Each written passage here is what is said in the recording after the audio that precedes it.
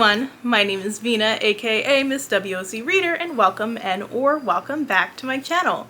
And today I'm just sitting down with you for a quick recommendation video. I wanted to recommend some books for the fall, and as with all of my recommendations, I'm starting with picture books and I'll be ending with adult books.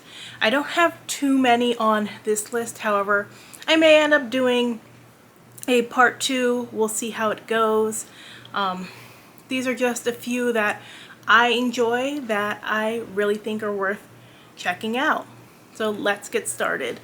The first one is a picture book, and that is Looking for a Jumbie by Tracy Baptiste and Amber Wren. So I own this one.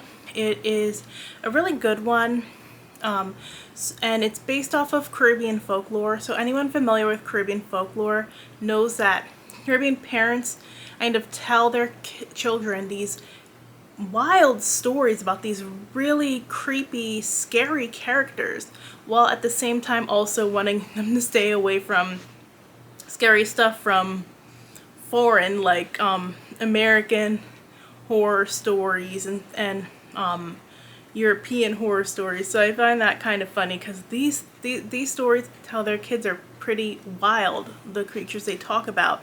And this story starts with that same type of situation where this little girl is hearing her mom tell her this bedtime story about these horrible creatures, and it's actually kind of piqued her curiosity and she's ready to go out and look for them. So it's in the vein of we're going on a bear hunt. She is wandering out into the night searching for Jumbies, and you get to meet the crazy types of characters she encounters. It's a lot of fun, not too scary since it's for a younger audience, but just the right amount of creepiness. This picture book that I have on my list is Boo Stew by Donna L. Washington and Jeffrey Ebler, and this was one that just released last year, and I had discovered it when people were asking me if there were any children's books by Black authors for Halloween because they weren't really seeing any. And I did my research and I found this one, ended up ordering it for my niece and she loved it.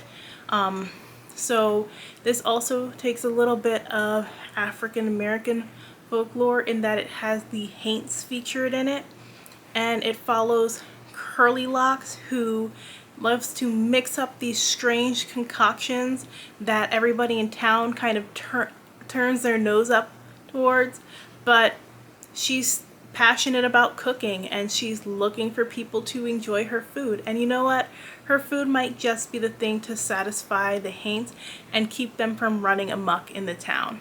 So another great picture book. Illustrations are lovely and it has that right balance of creepiness but not too scary for the younger audience, who I think will really appreciate this one.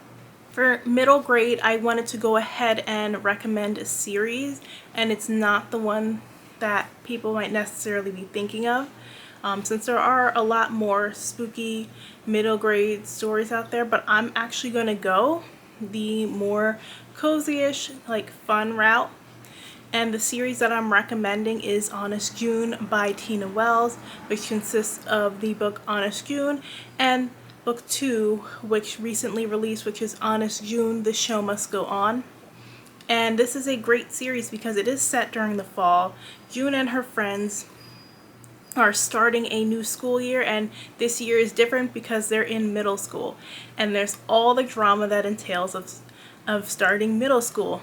So she's finding that she and some of her friends are growing apart. One of her friends has moved recently. She's developing new crushes, and she's doing new things. Like her dad wants her doing field hockey and on debate club, but she kind of likes the school newspaper and writing. So one day she is at a fair in town, and this fairy godmother of sorts casts a spell on her to make her always tell the truth. So every time she tries to tell a lie, she gets this irritation in her nose, like really, really bad, to the point where she's like sneezing and hacking and stuff, and it forces her to be honest, even though being honest can be really hard because sometimes when you're lying, it's just to not hurt people's feelings. And so she's gonna have to confront, you know, she doesn't always like her mom's cooking. She's gonna have to have those difficult conversations with her dad about her future when he wants her on this career path to being an HBCU grad and a lawyer, and she's not quite sure that she's ready for that. And she's gonna have to try new things even though it makes her scared. And I just loved that the themes that this story had, but also I loved how funny it was. Like, June and her friends are throwing shade. She has the quippiest comebacks, and I loved this story. It was a lot of fun with just a hint of magic to keep you satisfied. For YA, I have Living Violet by Jamie Reed, and it is the first book in the Cambion Chronicles series, which this book actually came out a little over 10 years ago, but most of it still feels fresh to this day, and best of all, it feels like a teen story. I think younger readers can appreciate it. You'll probably have a hard time finding it in print. However, it is available as an ebook on Amazon, and you can get it on the entire series on Hoopla. So it is one of those YA paranormal urban fantasy type stories about a biracial girl who works at a bookstore, and she finds herself being drawn to her co-worker, but not in the way that the other girls seem to be drawn to him, where they're throwing themselves at him, and she's not quite sure why everyone wants to throw themselves at him. Like, his violet eyes can't be all that, right? And she soon discovers that he has this incubus inside of him, and that's part of the reason why they're drawn, and it seems like that incubus is now pulling her in. So even though there were some things here and there that are clearly a product of its time, and definitely like stuff we said in 2011 that we would not say now, it's still great fun. This main character has a lot of personality, which makes reading this book keep you entertained. And if you just like that cheesy factor of these paranormal type stories, or you want the nostalgia factor, I highly recommend checking this one out. Moving on to adult books, I have some quick recommendations. So Hexes Os, which is by Coco Brown and Tage Crenshaw. It's a novella about a witch who bakes these enchanted cakes that have like this lust potion that helps keep married couples together. And one day, one of the cakes that she bakes gets eaten by the wrong person, and he finds himself very attracted to her.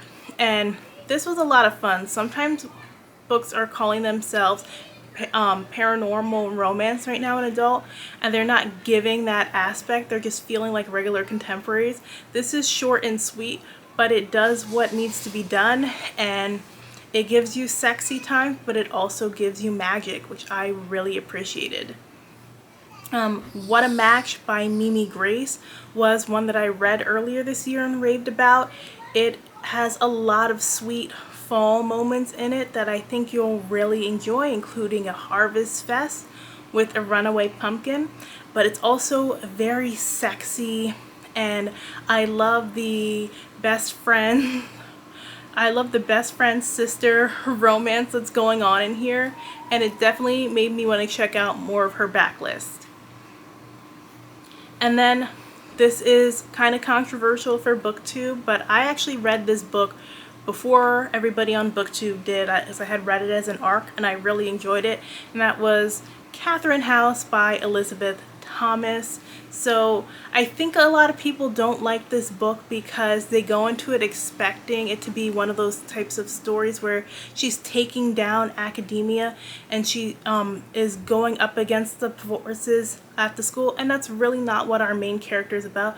She's just kind of learning herself. She's caught up in the bubble that college kind of gives you, where you're in your own little space for those years and you don't really have to face the real world consequences. So there's a lot of stuff that she's not questioning just to have this type of experience. I thought it was very atmospheric. The vibes were definitely giving. And I also liked the little creepy things that were going on in the school, even though they weren't fully explained. So I highly recommend checking out this book, although keep in mind if you're looking for a takedown story, this one isn't it. And then last on this list, I have To Brew or Not to Brew by Joyce Tremble, which is the first in a cozy mystery series. So I do love my cozy mystery series, even though I fall out of love with them from time to time. But this is one I enjoyed because it follows a main character who is a brewmaster and is opening up her own brew pub in Pittsburgh, which is a little bit different since most cozy mysteries take place in a small town, and usually you don't find MCs with this type of job, so that was really unique to me. Like the Pittsburgh setting, not a small town, however they're a close-knit neighborhood. I loved her family as well, which also made for a good reading experience. So I definitely recommend checking that one out. So if you like this video, let me know if you are interested in any of these stories that I mentioned. Thanks so much for watching, and I'll check in with you guys soon. Bye!